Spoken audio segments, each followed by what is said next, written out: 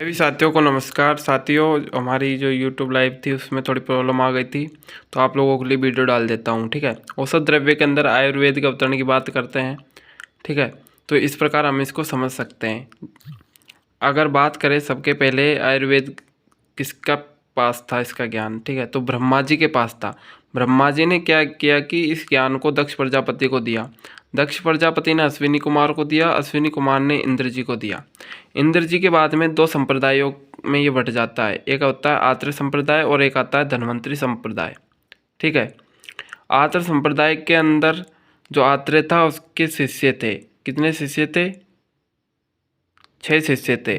और जो धन्वंतरी था उसके पास 7 शिष्य थे। ठीक है, तो आत्रेय के पास में अभिवेश, वहल, हारित, जतुकर्ण, पराशर, क्षारपाणी।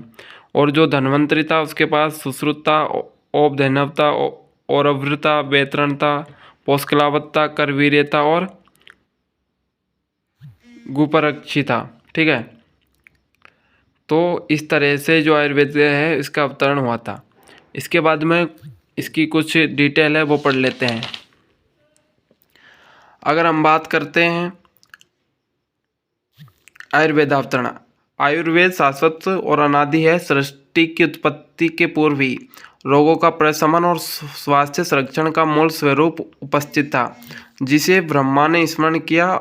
इन्होंने आयुर्वेद ज्ञान स्मरण करके दक्ष प्रजापति को दिया। ठीक है, आयुर्वेद अवतरण दो प्रकार से हुआ, देवलोक में आयुर्वेद और भूमिलोक में आयुर्वेद।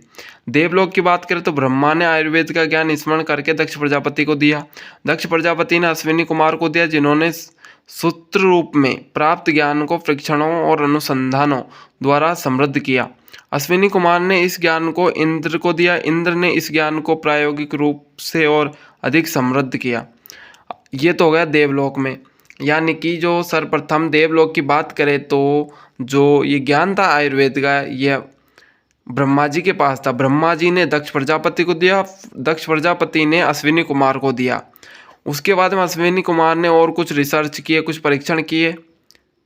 ठीक है, उसके बाद में ये ज्ञान आता है इंद्र जी के पास, और इंद्र जी इसको भूमि लोक में लेकर आते हैं। भूमि लोक में आयुर्वेद इंद्र के पश्चात यह ज्ञान भूमि लोक पर आया। इसके संदर्भ में दो परंपराएं मुख्य हैं जो निम्न है, आत्रेय संप्रदाय और धन्वंतरी संप्रदाय। आत्रेय संप्रदाय की बात करें तो चरक संहिता में वर्णित आयुर्वेद अवतरण को वर्तमान में आत्रेय संप्रदाय के नाम से जानते हैं। भूमि लोक पर मनुष्य रोगों से पीड़ित होने लगे। महर्षियों ने इसके निवारण हेतु हिमालय के पास संभाषा परिषद का आयोजन किया, और संभाषा में भरद्वाज को इंद्र से आयुर्वेद का ज्ञान प्राप्त हुआ, या आयुर्वेद प्राप्त करने के लिए भेजा ज्ञान आयुर्वेद का। इन्होंने रस इस ज्ञान में आत्रेय को इस ज्ञान को आत्रेय को दिया। आत्रेय ने अग्निवेश, बेलहारी, जतुकर्ण, पराशर, क्षारपाणी आदि 6 शिष्यों को उपदेश दिया। इन शिष्यों ने अपने अपने नाम पर संहिताओं का वर्णन किया। फिर बात करते हैं धन्वंतरी संप्रदाय की।